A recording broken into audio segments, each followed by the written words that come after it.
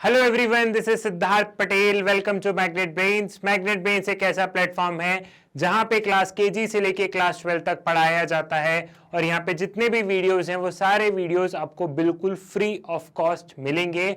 Magnet brains पर ऐसा नहीं होता है कि 2 चैप्टर आपको फ्री में देने के बाद हम आपसे कोई फी चार्ज करते हैं या हम आपसे कोई सब्सक्रिप्शन की मांग करते हैं। यहाँ पे जितने भी वीडियोस हैं वो सारे वीडियोस आपको बिल्कुल फ्री ऑफ कॉस्ट मिलेंगे। और ये है मैग्नेट ब्रेन्स की पूरी ह्यूमैनिटीज की टीम जो कि जोरों शोरों से मेहनत करती है आप लोगों के लिए वीडियोस बनाने, सो दैट आप इन वीडियोस को देख के एग्जाम्स में बहुत अच्छे मार्क्स स्कोर कर सकें और अपने माँ बाप का नाम रोशन कर सकें। आज के इस वीडियो में हम क्या पढ़ने वाले हैं? हम लोग पढ़ेंगे वाटर पॉल्यूशन के बारे में। जी हाँ, हम वाटर पॉल्यूशन को बहुत अच्छे से डिस्कस करेंगे इस वीडियो में। अगर आपको ध्यान हो तो प्रीवियस वीडियो से हमने हमारा एक नया चैप्टर स्टार्ट किया था जो कि आपकी बुक का चैप्टर नंबर 12 है, that is geographical perspective on selected issues and problem.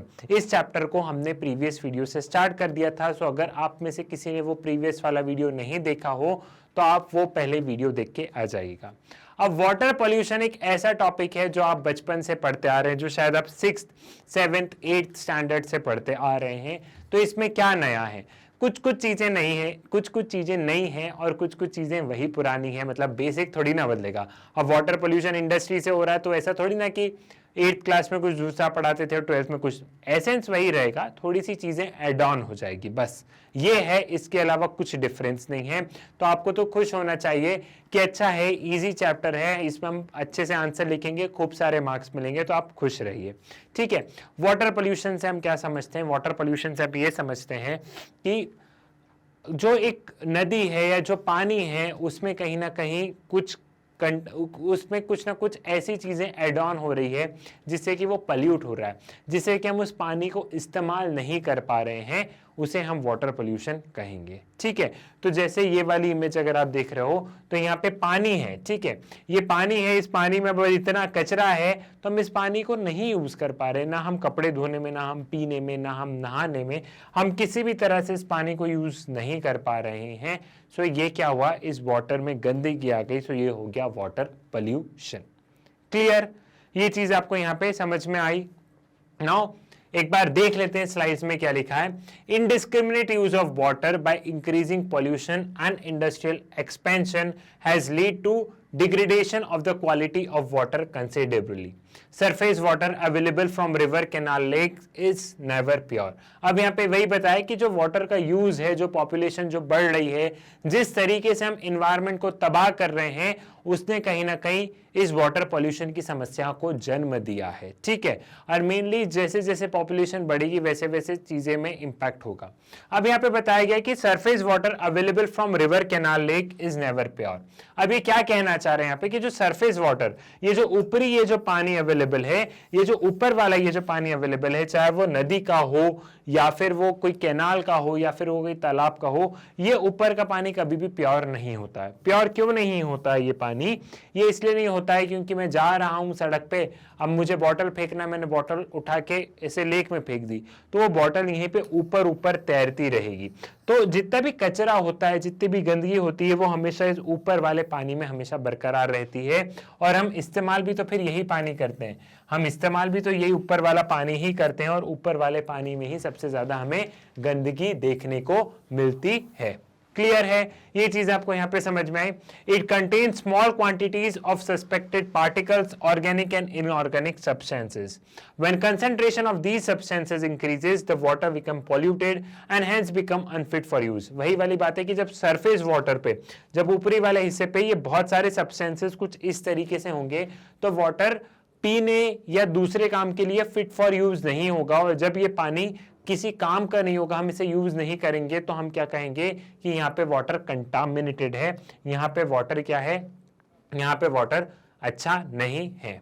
दो the water pollutants are created from natural sources, erosion, though water pollutants are also created from natural sources, that is erosion, landslides, decay, decomposition of plants and animals, pollutants from human activities are the real source of concern.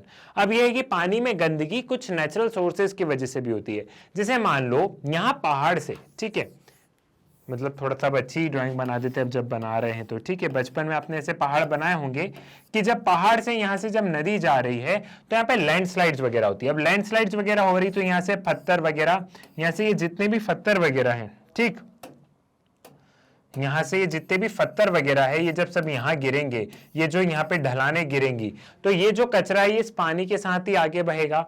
अब फिर यहाँ पे जब landslides वगैरह हो भी रही है तो यहाँ पे और क्या है, ये पत्थर वगैरह के साथ साथ में यहाँ पेड़ वगैरह भी लगे थे। ये पेड़ वगैरह भी, सॉरी, ये पेड़ वगैरह भी क्या होते हैं, ये पेड़ वगैरह भी यहाँ से जब नीचे गिर जाते हैं, ठीक है, ये जब पेड़ वगैरह भी यहाँ से नीचे गिर रहे हैं, यहाँ से जानवर नीचे जा रहे हैं, तो ये कहीं ना कहीं इस पानी के साथ में ही तो आगे बहेंगे। सो हम ये देखते हैं कि कुछ ना कुछ नेचुरल सोर्सेज भी होते हैं, कुछ ना कुछ ये नेचुरल सोर्सेज भी होते हैं जो कि वाटर को पल्यूट करते हैं, जो कि इस रिवर को पल्यूट करते हैं। लेकिन अगर हम देखें नेचुरल सोर्सेज या ह्यूमन कॉजेज में कि नेचुरल कॉज ज्यादा रिस्पॉन्सिबल है वाटर पोल्यूशन का या ह्यूमन कॉज ज्यादा रिस्पॉन्सिबल है, तो उसमें हम हमेशा क्या पाएंगे, उसमें हम हमेशा यही पाएंगे कि जो ह्यूमन कॉज है उसकी वजह से पोल्यूशन ज्यादा हो रहा है, जो नेचुरल वाला है वो थोड़ा कम होता है। लेकिन हम, me as an individual, we as an individual, हम ज्यादा क्षति पहुंचाते हैं पानी को, ठीक। Human beings pollute the water through industrial, agriculture and cultural activities. Among these activities, industries is the most significant contributor. यहाँ पे ये बताया गया कि ह्यूमन बींग्स जो है वो सबसे ज्यादा पोल्यूट करते हैं, चाहे वो इंडस्ट्रियल हो, चाहे वो एग्रीकल्चर हो या कल्चरल एक्टिविटीज। यहाँ पे हम क्या कहते हैं, किसी को भी मतलब हम जो रहता है ना कि जो डेड बॉडी होती है उसे हम नदी के किनारे जब जलाते हैं, ठीक है, जो अंतिम संस्कार का प्रोसीजर होता है या जो भी तमाम तरीके की चीज़ें होती है, या हम नहा रहे हैं, नहाना भी नहीं, जब हम वहीं पे सब गंदे उसमें कपड़े धो रहे हैं, सब ये चीज़ें करें तो कहीं ना कहीं ये चीज़ों को पल्यूट करती है, ठीक है। सो ये एक मेन रीज़न है, और जिसमें सबसे बड़ा रीज़न, अगर आप सबसे बड़ा रीज़न बोलेंगे तो वो हम कहेंगे ये इंडस्ट्रीज। ये इंडस्ट्रीज सबसे बड़ा रीज़न है वाटर को पल्यूट करने का। These industries are the biggest reason for the pollution of the water. Clear, ये चीज आपको यहां तक समझ में है, ये वाली चीजें आपको यहाँ पे क्लियर हो गई है। Now surface waters are contaminated and unfit for human consumptions. Water pollution is a source of various water borne diseases, ठीक है। अब वही पता है कि जो सरफेस वाटर है वो सही नहीं होता, हम उसे पी नहीं सकते हैं, वो बहुत ज्यादा उसमें पोल्यूशन होता है, हम उसे खाने के रूप में इस्तेमाल नहीं ले सकते। और वाटर पोल्यूशन के कारण बहुत सारे डिसीजेस भी होते हैं। अब कौन कौन से डिसीजेस होते हैं, लाइक डायरिया है, हेपेटाइटिस है, ऐसे बहुत सारे डिसीजेस होते हैं। और the world health organisation shows that 1/4 of the communicable diseases in India are water borne. अब यहाँ पे सवाल आया, कम्युनिकेबल डिसीजेस क्या होता है? कम्युनिकेबल डिसीजेस वो होते हैं कि जो एक इंसान से दूसरे इंसान को फैल रहे हैं, ठीक है, मतलब मेरे से ये डिसीज आप तक जा रहा है। तो WHO, वर्ल्ड हेल्थ ऑर्गेनाइजेशन का कहना है कि 1/4 ऑफ कम्युनिकेबल डिसीजेस जो होते हैं, 1/4 जो कम्युनिकेबल डिसीजेज हो रहे हैं, जो एक इंसान से दूसरे इंसान में फैल रहे हैं, वो पानी की वजह से हो रहे हैं, वो वाटर बॉर्न डिसीजेज होते हैं। इसलिए वाटर पोल्यूशन एक बहुत सीरियस इशू है हमारी कंट्री का। सीरियस इशू इसलिए भी कि एक दिन हमारी कंट्री, हम कहते हैं कि इस वर्ल्ड की मोस्ट पॉपुलस कंट्री भी बनेगी।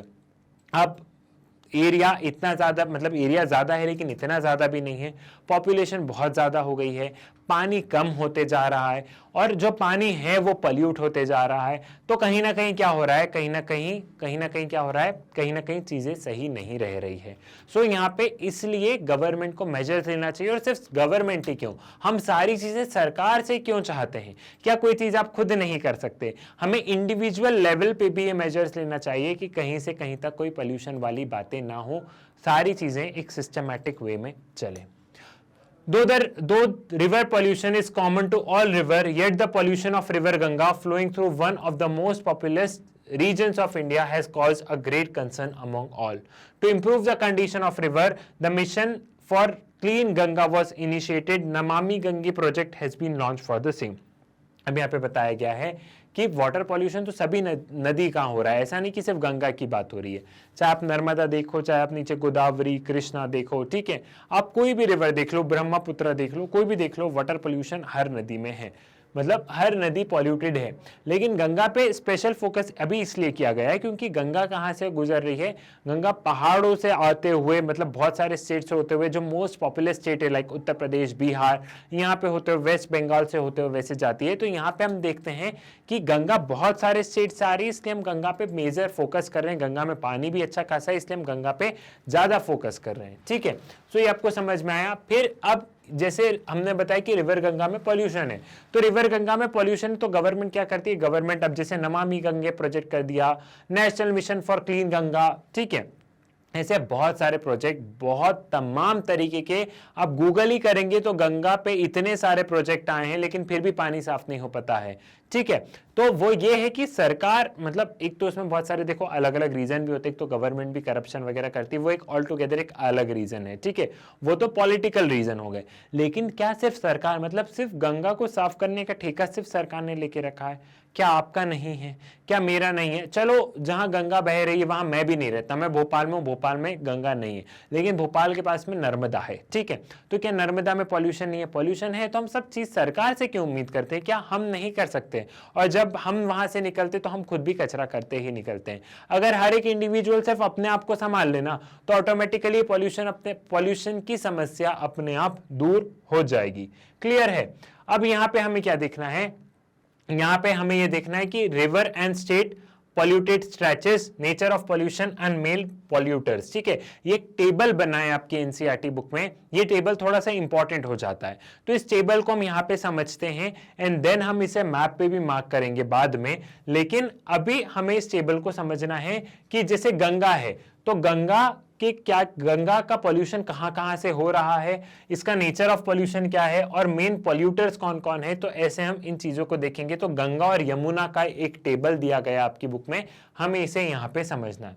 तो जो गंगा है वो उत्तर प्रदेश, बिहार एंड वेस्ट बंगाल में यहाँ पे हमें सबसे ज्यादा पॉल्यूशन देखने को मिल रहा है। जो ऊपर हिली एरियाज है वहां इतना पॉल्यूशन नहीं हो रहा है गंगा में। गंगा में हम देखते हैं कि पॉल्यूशन ही उत्तर प्रदेश, बिहार, वेस्ट बंगाल, जैसे जैसे गंगा नीचे जा रही है, मतलब जैसे जैसे गंगा का फ्लो हम नीचे स्टेट बाय स्टेट आ रहे हैं, वैसे वैसे हम गंगा में पॉल्यूशन अच्छा खासा देख रहे हैं। ठीक है, अब गंगा का जो पॉल्यूशन है वो उत्तर प्रदेश, बिहार एंड वेस्ट बंगाल में हमें देखने को मिला है।